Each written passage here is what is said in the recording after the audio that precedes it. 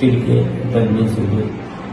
पद्मिनी सुखदेव तिडके हिला मणक्याचा आजार होत होता आणि दुखत होतं खूप.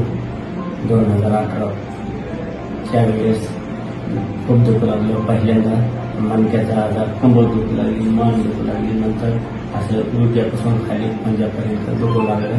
आणि ते दुखत असताना आम्हाला माहिती मिळाल्यामुळे आणि आम्ही विखे पाटील हॉस्पिटलची धाव घेतली आणि तिथं आपले चांगले सर होते. तिथं विखे पाटील हॉस्पिटलमध्ये भालेराव सर खूप चांगले प्रोफेसर होते आणि ऑपरेशनसाठी चांगले म्हणून आम्ही इथे येऊन त्यांच्याकडून ऑपरेशन करून घेतले आणि चांगल्या प्रकारे 90% रिझल्ट त्यांच्याकडून आला आणि आम्ही त्यांच्याकडे त्यांना भेटण्यासाठी आलेलो आहे.